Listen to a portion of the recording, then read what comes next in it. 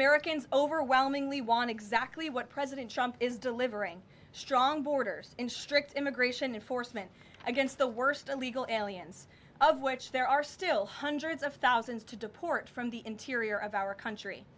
The most peaceful way to carry out this vital public safety mission is for Republicans and Democrats to do it together, and for state and local law enforcement to work together with federal law enforcement. We want to let cops be cops.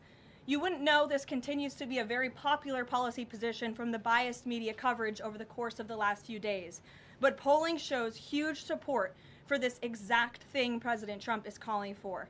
More than 80% of Americans favor deporting illegal aliens convicted of violent crimes. A country unable to deport criminals who enter it illegally is no country at all. The open borders agenda of Kamala Harris, Tim Walz, and the Democrats was already on the ballot on November 5th, 2024, and it was resoundingly rejected. President Trump will never back down from his promise to deport violent criminal illegal aliens and make America safe again, and he welcomes all cooperation in that effort. With that, I will answer your questions. And Jordan Conradson, why don't you kick us off today? Thank you for being here. Thank you, Caroline. Jordan Conradson from Gateway Fund. I have a few questions. First, with respect to the shooting in Minneapolis, we're seeing massive outrage from mainstream media and the left, but I'm just wondering, where was that outrage when Ashley Babbitt, an Air Force veteran, was executed by Capitol Police Officer Michael Byrd, who she posed no threat to in the U.S. Capitol?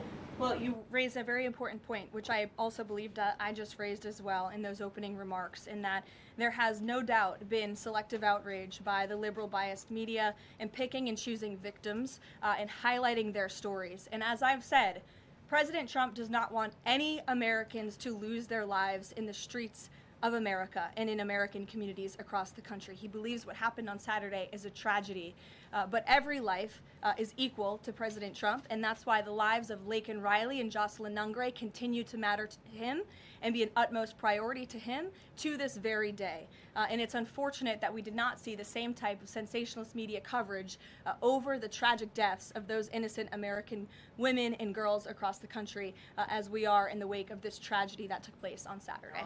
Gabe.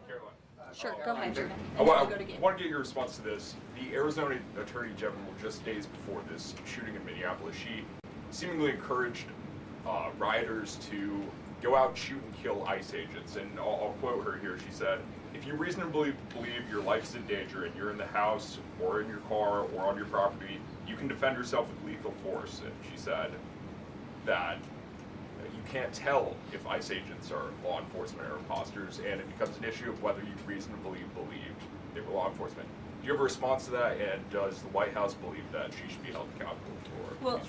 Such dangerous rhetoric, as I pointed out, is exactly what has brought us to this position today, where you have elected Democrat officials across the country who are encouraging left-wing agitators and crazy people to go out and unlawfully obstruct lawful immigration enforcement. Again, these brave men and women of ICE and Border Patrol and the federal enforcement are just trying to do their jobs to enforce our nation's immigration laws and to go after the worst of the worst in this country.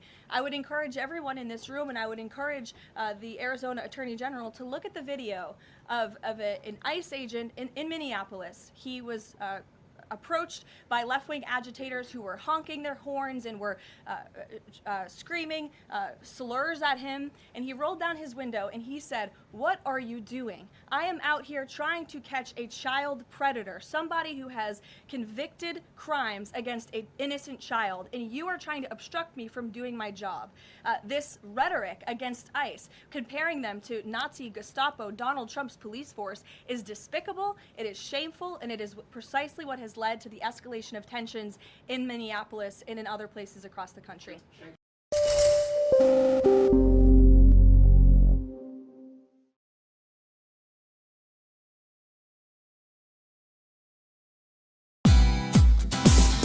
Hey, thank you for watching this on CNBC TV 18. Hope you liked it. For more such interesting news and updates, follow CNBC TV 18 on all the social media platforms.